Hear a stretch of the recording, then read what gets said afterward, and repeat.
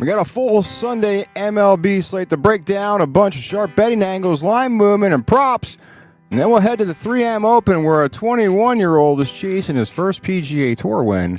Plus, a Tommy Trend, Bark Bets returns, Clown of the Week, and a Tommy's take on the LeBron hype in Philadelphia.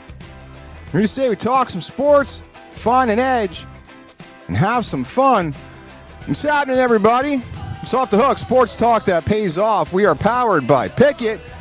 Tommy Trend is hanging out with you on a Sunday. It's Sunday afternoon. The co-pilots Mookie and Nash here hanging out as well. Already had a bad beat to start the day. Fucking alarm clock smashed the over, slept in. But look, we're here now, ready to cash some tickets. And got a lot to get to.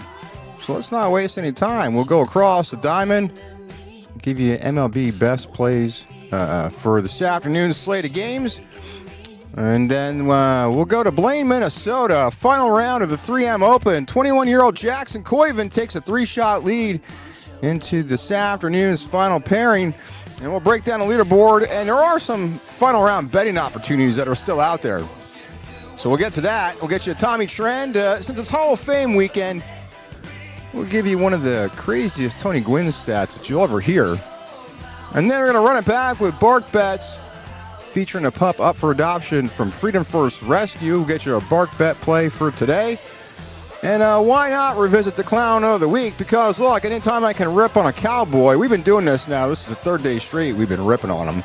Anytime we can rip on a cowboy, we'll do it. Because, look, Tony Romo found himself in headlines for all the wrong reasons. And then I'll get you Tommy's take before you head out of here. I'll ask you one question. Did the Sixers sign LeBron James a player, or did they just sign a name? What do you say we step into the batter's box and go across the diamond for the best plays on today's board of MLB games? Lots of good matchups today, so let's get you started with the MLB slate. And one game in progress right now. Rays and the Cleveland Indians. Bottom of the third, scoreless game there. But I do like the under on that game. But that's already in progress. Scoreless, though, bottom of the third. So under looks like that might cash. So I like the under on that one. So let's go to Nation's Capital. 135 is the first pitch. Diamondbacks taking on the Nationals. Miles Mikolas gets the start for the Nationals. Look, overall, his ERA, 5.60. But over his last 19 appearances, those numbers improved to a 4.67 ERA and allowing fewer home runs over that stretch. Now, Arizona is going to counter with Cole Drake making just his second major league appearance. Drake posted a 6.92 ERA across 17 minor league appearances, while allowing 1.5 home runs over 4 walks per 9 innings. Now, look, this Nats offense is leading the league in scoring at 5.5 runs per game. So why not? Let's roll. Nats money line. Now right now is close to even money. Hovering around minus 103. Let me see if that has moved at all. Actually, Nats money line. So that's actually, it's actually plus 103. Nats home dog. So you can get it actually at plus 104 on Novig, and I do like the home dog there. So plus money on the home team. We'll take the Nats there for that game. And look, Blue Jays in Boston wrapping up that set there.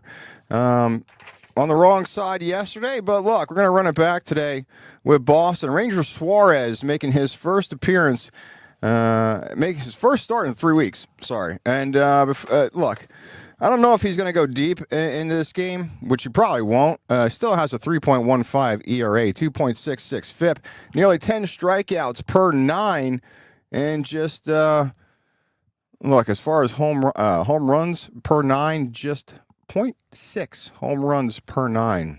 So Not sure how deep Suarez is going to go today, but I still like him to be efficient no matter how long he's in the game. And then, look, you have Kevin Gausman on the other side for the Blue Jays. He's allowed at least 5 total runs in 4 of his last 6 starts. That pushes his ERA to 4.51. And this Red Sox lineup is averaging more than 5.2 runs per game since the All-Star break. So, look, the Sox money line, I do like that play here. Now, that has market's moved a little bit. Some more money coming in on the Sox. It was around minus 128, 125. Now it's the best line you're going to get is minus 133 on Novig. So I do like Sox money line. A little heavy on the juice, but look, another play here with Gausman with that 4.51 ERA. And then not knowing how long Suarez is going to go in this game, first start in 3 weeks. So he may not go deep, which then forces Boston to go to the bullpen early. Another play would be the over. So you can get over 7.5 at plus money, plus 104 on Novik. So I do like that play as well. All right, let's go to Pittsburgh. Cubbies and Pirates. They're wrapping up a 3-game set there in Pittsburgh. Now, fucking yesterday. We were on here yesterday and we said, look, the trends were staying under with the pitching matchup with Imanaga and Skeens, but look, the fucking Pirates, somehow there's still a game above 500 and Skeens is having his worst season, let's be honest. And we said we didn't know what you're going to get with Skeens yesterday, and again, it could go either way. Typically, this season, he's either gotten run support or no run support. There's no in between. And then sometimes his command has just been off. So, which yet somehow Pittsburgh is still above 500. Now, look, it's only his 3rd season, but compared to his other 2 seasons, he's having a rough go of it so far. So, the Cubs all over Pirates yesterday, 11-0. So we also said the play was the over. We like the overplay more than Pirates money line with Skeens on the bump. But look, Pirates getting blown out. Now I expect a bounce back from Pittsburgh today. So Pirates lead the league in home scoring, nearly 5.7 runs per game at home. So Jamison Tyone, look, 5.38 ERA, 6.40 FIP, and 2.8 home runs per 9 innings. And then getting the ball for the Pirates, Braxton Ashcraft, his ERA 3.95. And if you look at the underlying numbers, they're actually even better. 3.43 FIP with over 10 strikeouts and just 2.2 walks per 9. So like the Pirates money line there, that was minus 118. It's actually best number you're going to get now is minus 125 on Novig, as I'm looking here on Pickett. And look, I just think the Pirates bounce back here after getting shelled yesterday, 11-0. If you like props, Pete Crow Armstrong over 1.5 hits, runs, RBIs, I do like that, as well as Esmeralda Valdez to hit a home run. Look, he's hit 7 home runs over his last 10 games, and I don't know, it just feels like he might jack one today. So if you like props, those are the two props I like. And look, if you like the game, like I said, I think the Pirates bounce back today. Pirates money line with Ashcraft on the hill. Let's go to the 140 window of games. The Royals in Detroit to take on the Tigers. Now, Framber Valdez gets the ball for the Tigers. His last outing was fucking horrible. Absolutely horrible. And this has been a difficult season for Valdez. He's entering with a 4.57 ERA, career low, 7.3 strikeouts per 9.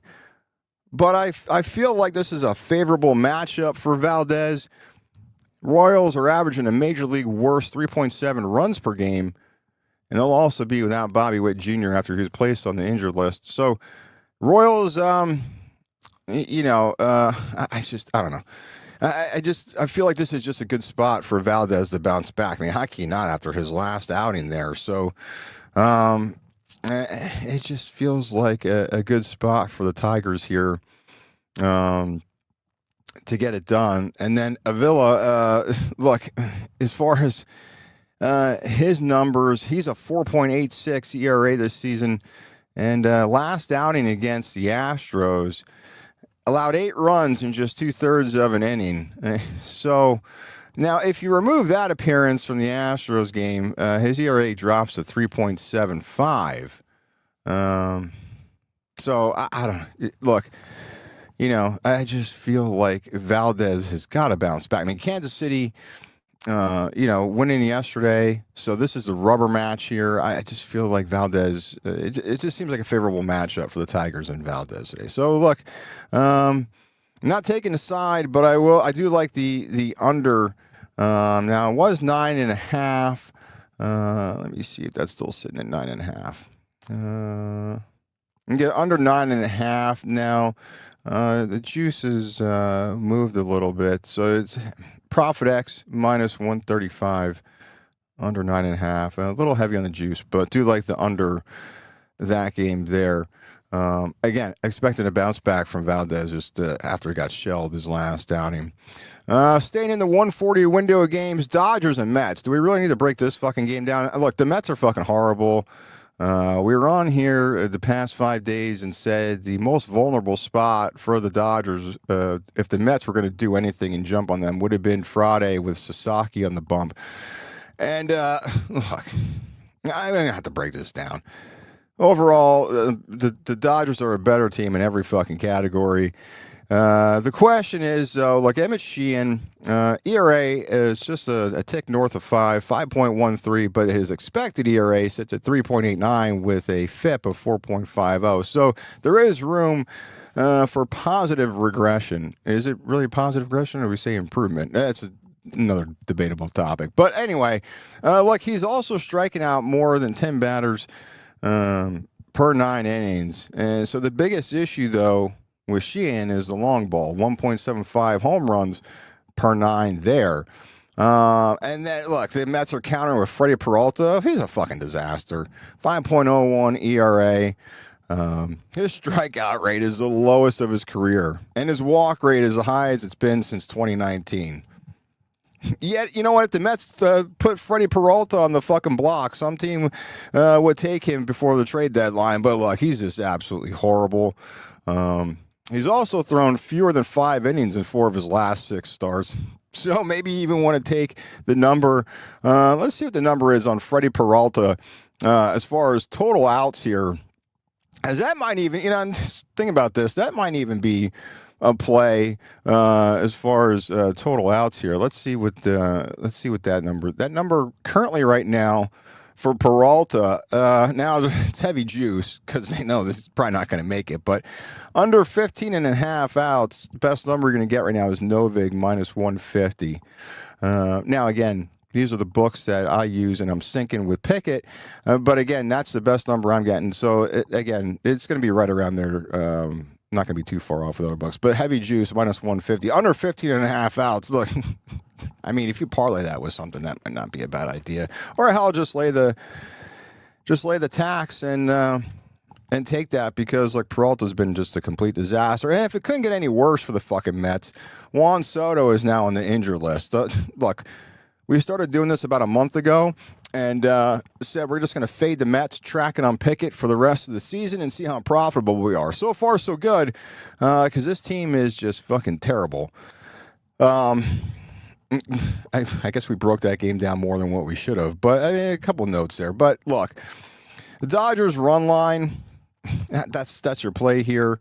This Mets team is just bad, and running up against this Dodgers team who doesn't chase pitches, is going to work the pitcher into the count, and they're not going to. Look, Peralta, I think, is just in for a rough outing this afternoon. So, Dodgers run line is the play there. Now, as far as look, Profit X, you're getting minus a run at minus 113. Even DraftKings minus 122. Now, if you take the minus a run and a half with the Dodgers on Novig, it's actually plus money, plus 115. But again, I like that play there. The Mets are just they're a train wreck. So we'll continue to fade the Mets here. Next up, we'll go to Minnesota A's Twins. That was our Tommy trend of the day yesterday. Now we said, look, don't overreact because the A's won Friday night. Minnesota came back and won yesterday. And we said now, I believe that trend is favorites in that series are 21-6. So, again, that was a trend yesterday. I do like, the Twins here today, as well as the under. So if you look at the matchup, Connor Prelip coming back from the injury list for the Twins. His ERA is at 5, but his FIP is 3.89, so it suggests that better days are ahead. And he's allowing just 1.1 home runs per 9 innings, strikes out 9.6 batters per 9.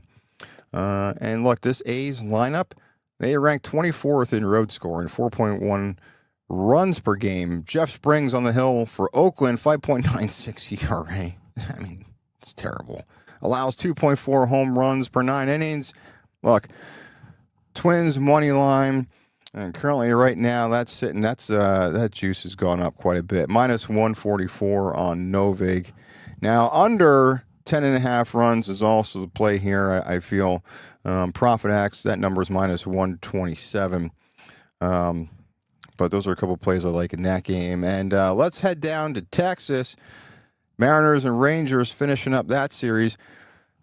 Rangers here, a slight favorite right now, minus 106 money line for the Rangers on Novig. And if you like Seattle here, money line, a little bit of plus money, plus 102.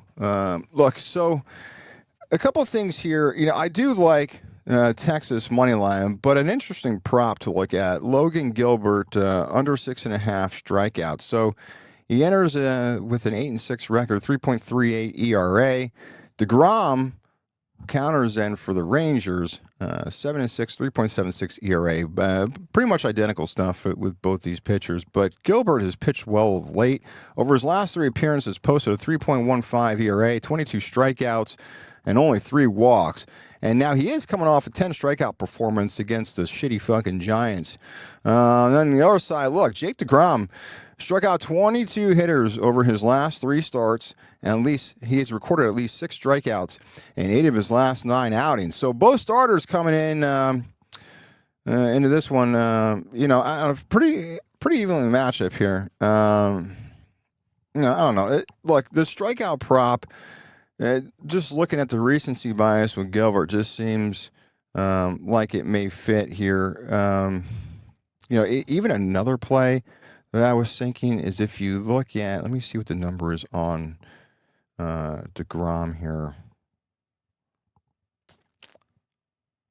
Just because even if you want to take a flyer with DeGrom, 6 strikeouts in 8 of his last 9 outings.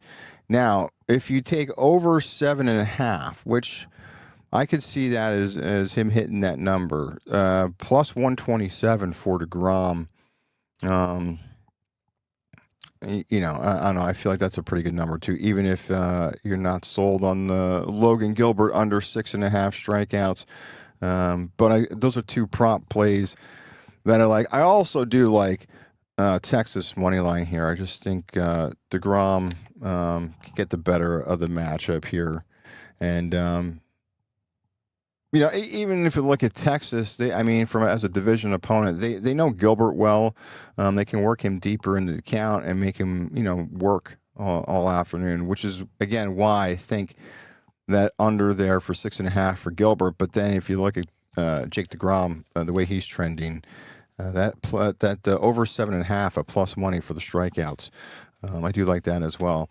And that takes us to Sunday Night Baseball in Philadelphia. Yankees, Phillies wrap up their weekend series tonight. That'll be on NBC, Peacock, and all their fucking streaming services. And sure, lots of fucking LeBron talk there. Oh, God, it's fucking nauseating. Phillies as a heavy favorite here. Heavy favorite here. The fucking juice. Like minus 180, 182, 184. And again, you have Will Warren and Chris Sanchez. Of course, that number is going to tilt to Philly.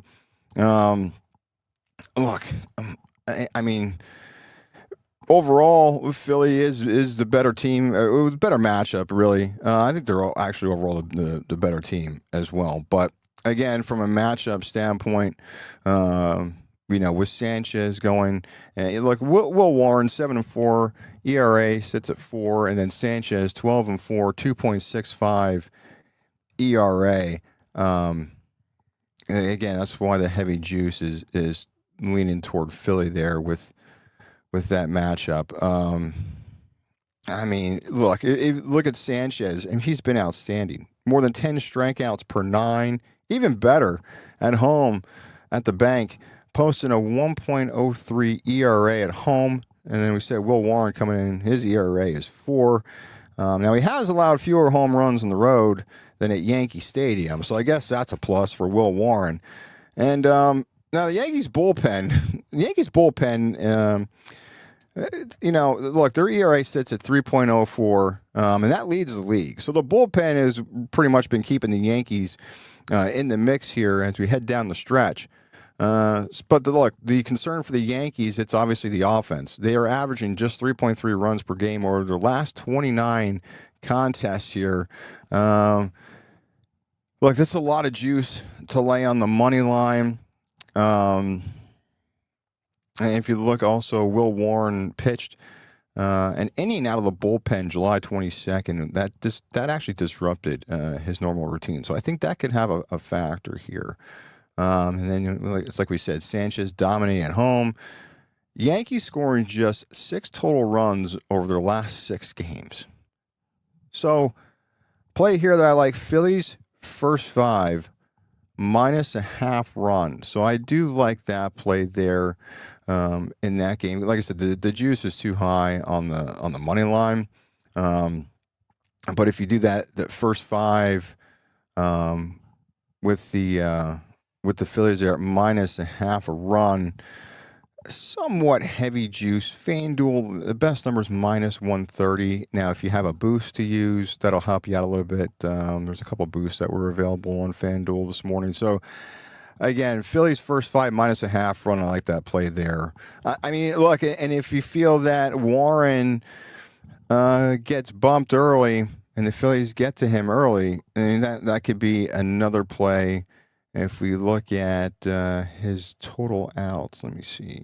Will Warren, best number.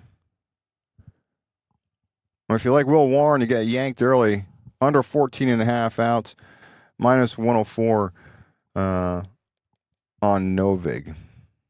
So under 14.5 for Will Warren. That actually could be a possibility, just because they do have a feeling that him pitching an inning out of the bullpen on July 22nd and kind of threw him out of his normal routine. I think that could have an impact here. So just to recap the card for today, we said the game in play right now. The only one that's, a couple first pitches about to get underway. But the early slate of games was the Cleveland Indians down there in Tampa to wrap up that series. We say we like the under 7.5 there. That's top of the 5th. It's scoreless. Nats money line, Red Sox money line, and actually over 8 runs as the total. Pirates game, said Pirates money line. They bounced back after getting blasted yesterday, 11-0 by the Cubbies. And also Pete Crow, Armstrong over 1.5 hits, runs, RBIs, and Valdez also to homer if you like that prop. Royals, Tigers under 9.5, expecting a better outing from Framber Valdez. Dodgers run line minus a 1.5 tonight. Do we need to say more about the reeling New York Mets? Twins money line today and under that 10.5. Logan Gilbert under 6.5 strikeouts. DeGrom over 7.5 strikeouts to get the plus money. And then the Sunday night baseball game, Phillies first 5 minus a half run. Those are the plays. That's what we like on the slate of MLB games today. So let's go to Blaine, Minnesota, and get you caught up. Final round 3M Open is underway. And look, moving day moved up to the hype yesterday. We were on here yesterday afternoon, early afternoon, and gave you some names that were moving in the wrong direction, some names moving in the right direction. And the star of the show, that belongs to 21-year-old Jackson Coyven. The former Auburn star fired a 10-under 61 yesterday, capped by a record-setting 28 on the back nine, grabs a 3-shot lead heading into the final round this afternoon. Look at that finish. Here's how Jackson Coyven pretty much annihilated the fucking back nine yesterday. Birdie at 10, eagle at 12, birdie at 13, birdie at 16, birdie at 17, and then another eagle at 18. That's how you steal a fucking golf tournament. I mean, he just went out and was like, I'm going to own this motherfucker, and that's what he did. So he now posts a 3-shot lead. He is 20 under for the tournament, and Emiliano Grillo, he'll be paired with him. He's 17 under, and then we talked about Ben Coles. Now, some of these names you'll see at the top of the leaderboard.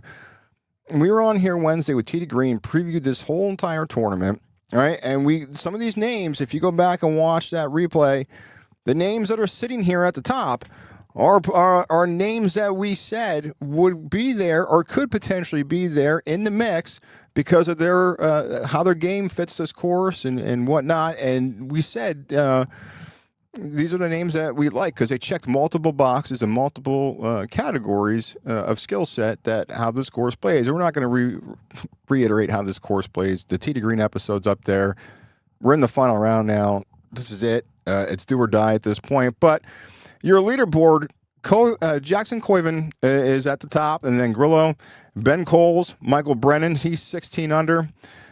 Jake Knapp, moving up 39 spots today. Jake Knapp, 15 under. He's 8 under for his round. He's on 17. Scotty Scheffler moving up 3 spots today.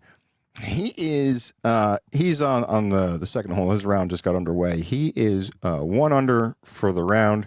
A birdie on the first hole. Harmon is also right there at 15 under.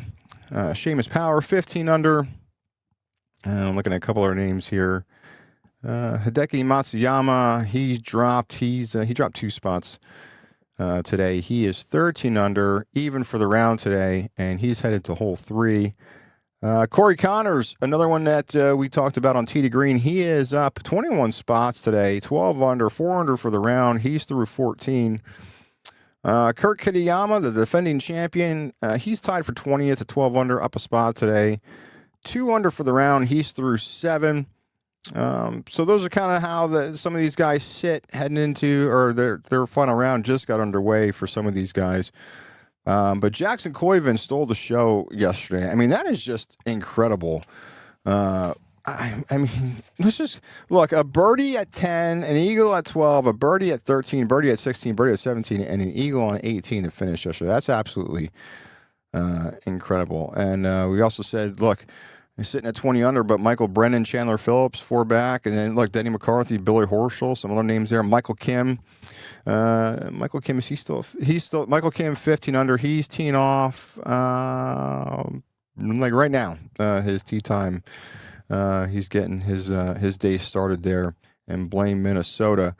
So look, really, when you look at this, I mean, can the kid get it done? Can he finish the job here? It's only his third start. It's only his third start as a pro. He's won everywhere he's played as an amateur. He won the NCAA titles. He pretty much dominated college golf, and this is his first opportunity to close out a PGA Tour event. And after the round, he said he just kept his foot on the gas. Look, I love that. Just fucking pedal to the metal and don't let up, right? That's one thing I hate, especially in the NFL when these teams let up and let off the gas. Just fucking hammer it. That's why I love fucking Nick Saban. He would just run up the fucking score against everybody and not let up. That's what you got to do. Keep your foot on the gas. Who gives a shit? Look, he's got to protect this lead, and if not, he could find himself going backwards fairly quick. Now, I wouldn't actually. Scheffler's day just got underway here. Like I said, 1 under. He birdied the first hole. It's on the 2 box. Wouldn't write off Scheffler completely. He did look dead in the water yesterday. He was even par through 9, but then on the back, 5 birdies, a chip and eagle, 29 on the back. He shot 64 and then somehow got himself back within 6. Now it is a long shot, right? Now he's cut that to 5 as he's 1 under for his round today. He just parred hole 2, so he's moving to the 3 box. But Scheffler, 5 shots back. And look, I mean, Scheffler's right there chasing. So Koiven can't worry about Scotty chasing. He's just got to just go out and play his game and not worry about Scheffler. But listen, if Scheffler, he's right there and could make a charge. If he can post this crazy number in front of this leader group, it could make these leaders, it could make Koiven and Grillo and Coles and Brennan, could make them a little nervous as they see Scotty's name and climb up that leaderboard. So look, as far as betting board, some angles for the final round. Look, I do like Scotty top 5. He's already sitting inside the top 10. So look, again, that could be a play here. And if you're looking someone to chase Koiven, Ben Coles at around a 7-1, that makes sense. He's been playing great golf all summer. And the question was, could Coles hold on? He's been playing great all week. 62, 69, 65 were his scores for the first 3 rounds. And the question we were on here the past few days is, can Ben Coles hold out and get it done and keep his name in that top 10 to give himself a shot? I mean, he's finished top 3 at the John Deere, top 15 last week. And he says he's comfortable playing in the final group and has already been in this situation before. So, like I said, a 7-1. Why not? Then long shot, maybe take a flyer on Brennan at 12-1. That's an interesting number. He's won here in Minnesota before. He knows how to go low. And, 4 shots back entering his final round, which gets underway in about 20 minutes for him. So, again, those are some of the plays. Still some good value on the leaderboard as the final groups are starting to go off within the next hour, half hour to an hour here. And as far as it looks, some live betting tips, strategy as you watch the final round of the 3M Open here from TPC Twin Cities. Look, if Koiven comes out and makes a few birdies early, his value is most likely gone, right? So now, if he comes out and has an early bogey or looks nervous on those first 4 or 5 holes, look, that's where you start looking at guys like a Ben Coles, a Grillo, a Brennan, because, look, this course is going to give these guys birdie opportunities all day, just who's going to convert. But if Koiven comes out of the gate early struggling, you're going to get better numbers on him if you like him for an outright. Or, like I said, these guys, looking here, Grillo, Coles, Brennan, look, even Jake Knapp, or Phillips, right? So you're going to get better numbers with those guys if Koiven comes out of the gate struggling. So that's one thing to watch, because there are going to be birdie opportunities for sure. It's just, again, who can convert those opportunities, and really who can avoid the water here too, because that's going to be difficult, right? So that could really determine this tournament as well, is who's got the least mistakes out of their round today. Coles sitting somewhere around 7-8-1 favorite as far as the winner for an outright. Grillo is at 9, maybe even get 10-1 on him. Scheffler, if you like Scheffler to make a charge, right now he's sitting at 11-1 on Caesars. And these are live numbers. This is as Scheffler's round just got underway. Michael Brennan is sitting around a 14-1 at DraftKings. Chandler Phillips 25-1. Look, if you like Michael Kim to even make a charge, he's 31-1. So again, maybe watch how some of these final pairings go off, and if they start to struggle, well, then start taking some of these other guys, take a flyer on them. Look, even if you like Scheffler for a top 5, you're getting plus money on Novik, plus 104. And then even Brennan, plus 124 for a top 5. Michael Kim, plus 220, top 5. Billy Horschel, plus 220 on FanDuel for a top 5. If you go even further than that, like top 10, as far as plus money, you got to look down a little bit for plus money for top 10. Davis Thompson, plus 125. Zach Blair, plus 195, top 10.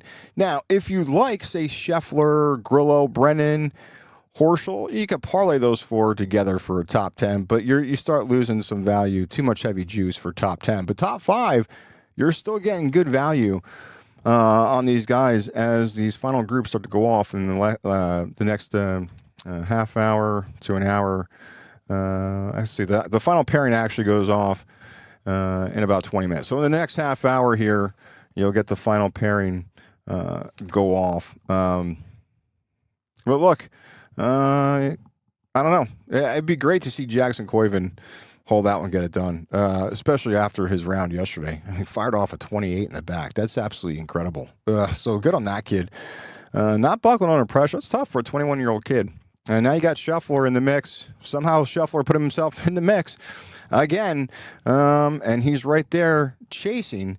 So we'll see. Look, if Jackson Koivin can hang on, or if somebody else is going to come from the back of the pack and make one last run. We're about to find out. Look, the early coverage, Golf Channel has you covered until CBS takes over, whatever fucking time they take over. Was it 3 o'clock, 2 o'clock? I don't know. But final round coverage underway. Let's see if this 21-year-old can close out in Blaine, Minnesota for the 3M Open. And next week, the Rocket Classic from Detroit Golf Club. So that'll be the next destination for PGA Tour. So let's see what happens this afternoon. Final round, 3M Open. Should be a good one. Jackson Koivin, 21-year-old. Let's see if he can get it done. And let's get you the Tommy trend of the day. Now, look, it's Hall of Fame weekend in Cooperstown. Always a big weekend. I've been there up to Cooperstown. Never been there on Hall of Fame weekend. But I figured, since it is Hall of Fame weekend, I found this Tony Gwynn stat, which is pretty amazing. And look, Tony Gwynn was one of the purest hitters the game of baseball has ever seen. But so Tony Gwynn, now not many people may know this, but Tony Gwynn played basketball when he was at San Diego State. So while Tony Gwynn was hooping it up at San Diego State, he had 590 assists. Okay? And over a 20-year major league career, he only had 434 strikeouts. Think about that for a second. He had more assists on the basketball court than he had strikeouts at the plate. That's wild. And if you look at today's game, look, some guys strike out 180 times in a single season. Schwarber is probably on pace to break the record. Before the All-Star break, I think he had 150 strikeouts. Now you think about Tony Gwynn had 434 strikeouts in a 20-year career in the major leagues. But he had more assists hooping it up at San Diego State, 590 assists as a ball player at San Diego State. It's pretty wild. I thought it was a fun stat to give out here on Hall of Fame weekend. Since it is induction weekend up there in Cooperstown. All right, we're going to run it back. Bark bets. We went through the bark bets for Friday, gave you some bark bets yesterday, but look, it's really not about the bets that we're barking the loudest about. It's about helping these pups from Freedom First Rescue get adopted and find their forever home. And each week we feature a pup up for adoption from Freedom First Rescue looking for their forever home, and then we'll give you the picks that we're barking the loudest about, which is essentially the best plays that we like. And we're running back with bark bets. And the free agent who is looking for his forever home from Freedom First Rescue is Rivers. Look, this guy, he's checking in over 70 pounds, and he's not done filling out yet. He's a Hound Great Dane mix, and this dude's already built different. And the scouting report for Rivers, he is friendly, social, loves hanging out with other dogs, and he's already got some important social skills in his playbook. And also, look, his skill set, he's got it figured out. He's potty trained, crate trained, and which means he's ahead of a lot of the other young pups that are coming into the league. He's a big time prospect, a lot of upside.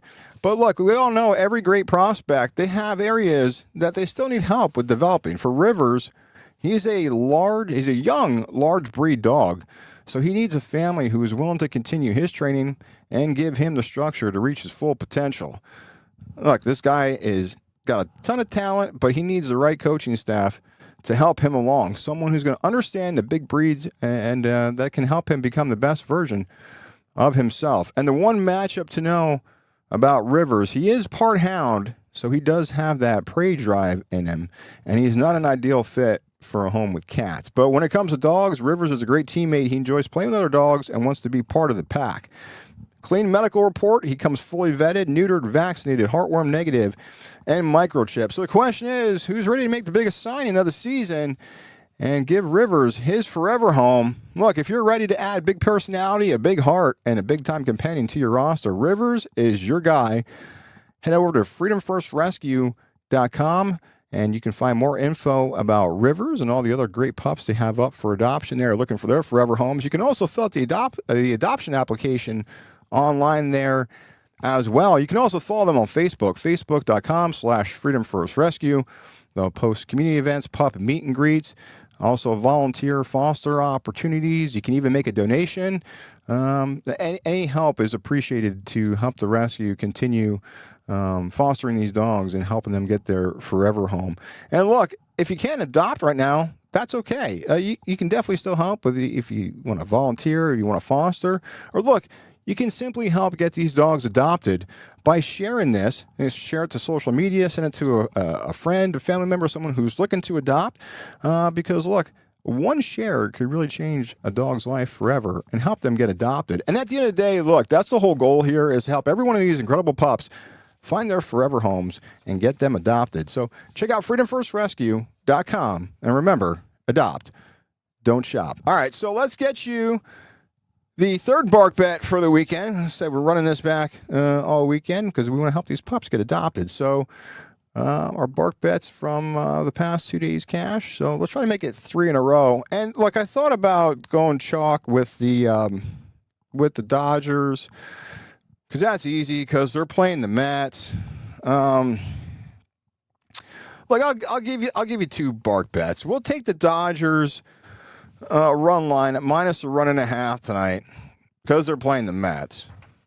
But we're gonna shift gears here, and we're gonna go on the fly. The Brickyard 400. We're going NASCAR. So start your engines. And a bonus bark bet. We'll go NASCAR Brickyard 400.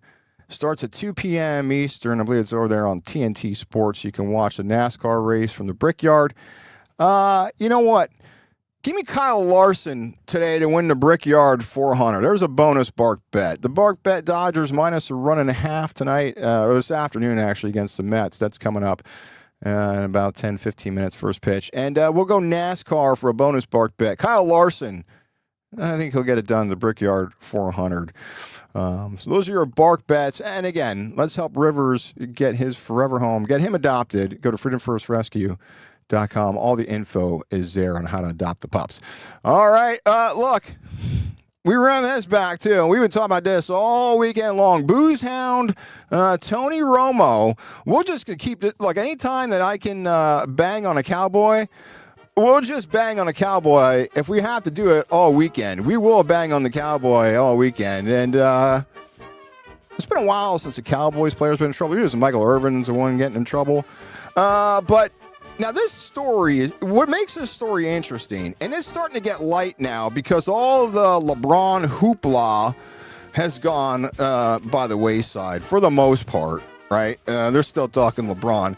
But Tony Romo had this story. It was buried on Friday when we were on here and officially announced Tony Romo as the clown of the week. But it got buried by all the LeBron drama. And in light of that, we figured, well, one, I can rip on a cowboy all weekend long for 3 days. And we need to give this story its due time in the press. So we figured we're going to run this back all 3 days this weekend and let everyone know that Tony Romo is the Off the Hook Sports Clown of the Week, right? So there's no question that Tony Romo, pretty great football career. Was undrafted. I mean, look, Cowboys legend, so to speak, I guess you could say. Pretty damn good broadcaster as well. I like Tony Romo as a broadcaster. Sounds like he was hitting the booze a little bit on the broadcast as well. Maybe he was. I don't know. But allegedly Tony Romo booked for a driving under the influence charge Thursday afternoon in Milwaukee, Wisconsin, around 6 o'clock. What you're doing in Milwaukee, no idea. It's probably why he was drinking at 6 o'clock. But Tony Romo boozing it up on a Thursday afternoon in Milwaukee, gets pulled over. I think his trial date is it September 21st, I believe? And that is a fresh mugshot there from Tony Romo and his arrest a couple days ago. So Look, here's the problem that I have with this, right? Like, look, I get it. It's a DUI. He could have done far worse things. But look, it's really about putting himself, more importantly, putting other people's lives at risk, and also his reputation at risk by making a stupid decision to drive around all boozed up. I don't care if you had 1 drink or 10 drinks. It's 2026. And whether it's Tony Romo or Tiger Woods or your next door neighbor or yourself for that matter, there is absolutely no reason anyone should be getting a fucking DUI in 2026 with Uber and Lyft. That's just fucking stupid. Right? And what's even more stupid is someone like Tony Romo or these celebrities or athletes who have the fuck you money to throw around for a car service, to have their own private driver, and yet they're still getting popped for a DUI. That is stupid. To put your life or someone else's life at risk because you had a couple drinks. Look, if you want to have a couple drinks, that's fine. Just don't get behind the wheel and be a fucking idiot. I mean, this is... Look, open up your phone, pull out the fucking Uber app, the Lyft app, call a car service. Look, taxis still exist. Call a friend, anybody. Just don't fucking drive. That's just plain and simple. If you're getting, there's this, you know what? They should just make the DUI laws even stricter now with Uber and Lyft because there's just really no excuse to get a DUI. So that's the problem I have here is Tony Romo completely fumbling his decision to not call Uber or Lyft and choosing to drive his car all boozed up in Milwaukee. So there you go. Tony Romo, Off the Hook Sports Clown of the Week. And I have not seen a statement from CBS, but I'm sure that'll be coming sooner than later, I would think. So, all right, Tony Romo, the Clown of the Week this week. So, like I said, if I can rip on a cowboy for 3 days, I'm going to do it. So, look, before we get out of here, let's talk about, let's give you Tommy's take before we get on out of here and wrap this show up here for today. So, look, I gave my opinion here on Friday. Gave an opinion here on Thursday before LeBron made his decision to sign with the Sixers. But I have another take on this whole LeBron thing. And look, I get it.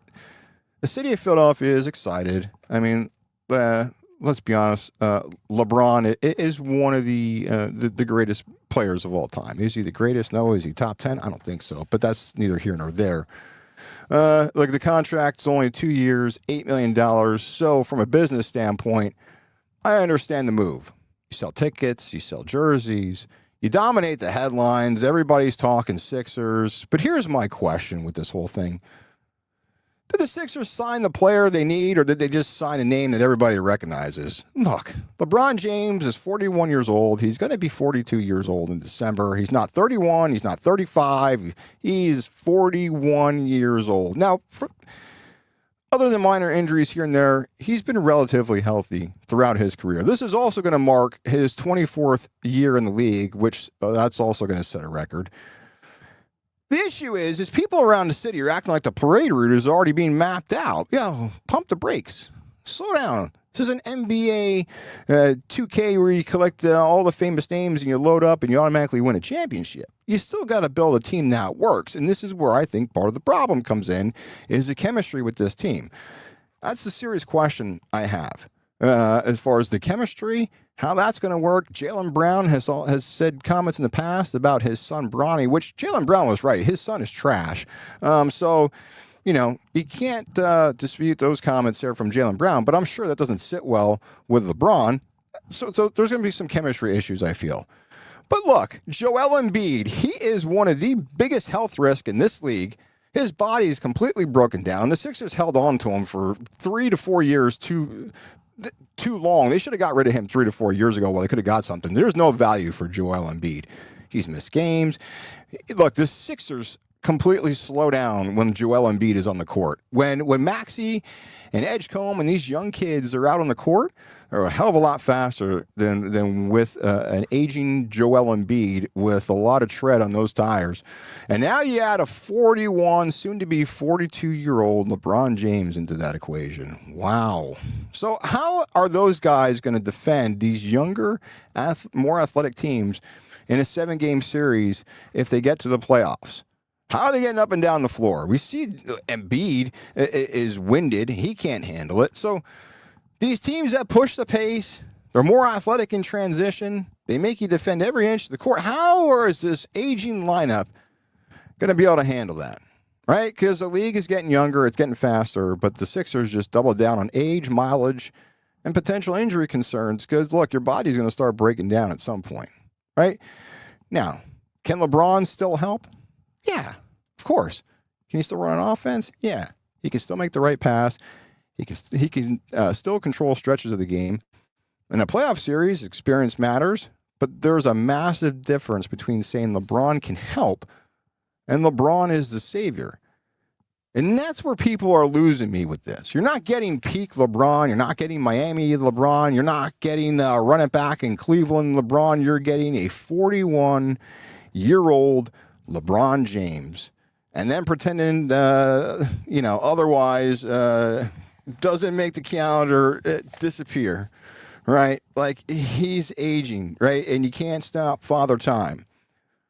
So the other question I have with this is I feel like Edgecombe is a great player, and his potential to be a great player, he has his ceiling's high, right? And now I feel like you're gonna affect the growth of Edgecombe by having Embiid come in here.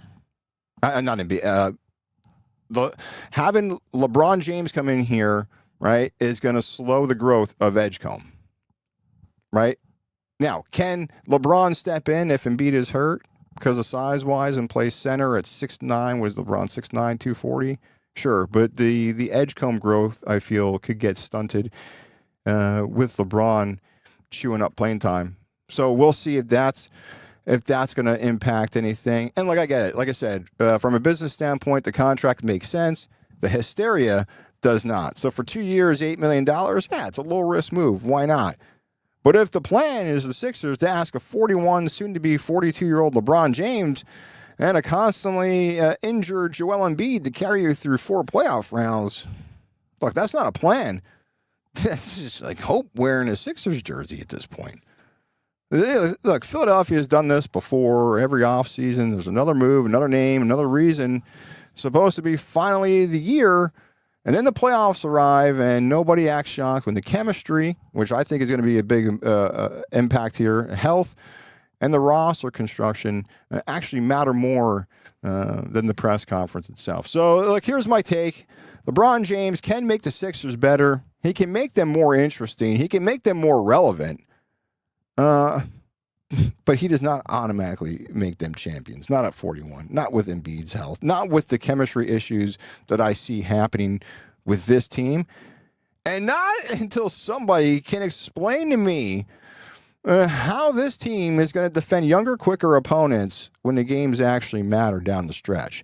Look, I'll give the Sixers credit. They bought a great name at a low price, but we're about to find out how much of that player is still attached to it.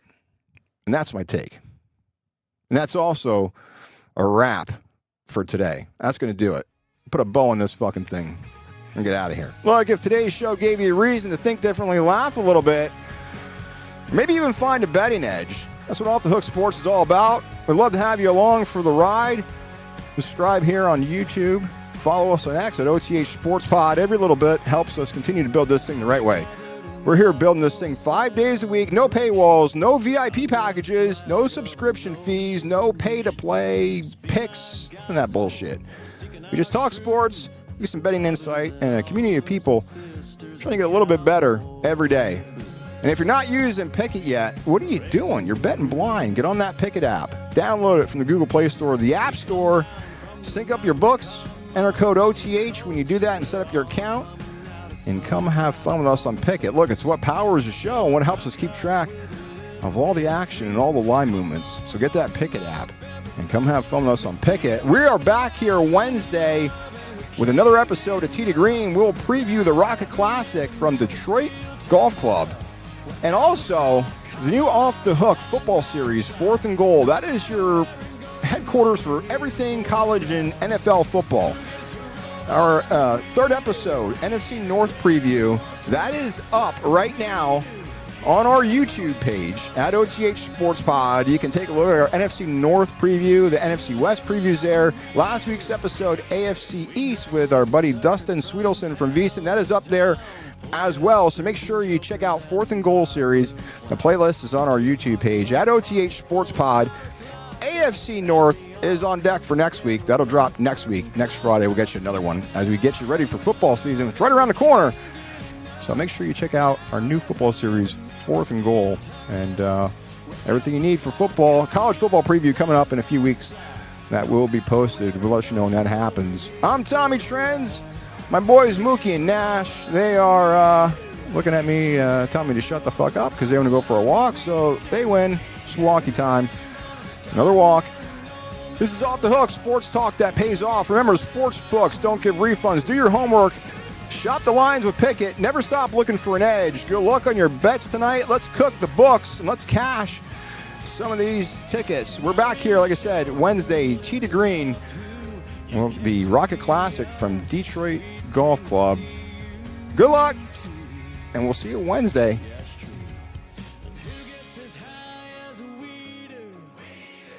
Touches the sky like we do. Yeah, we love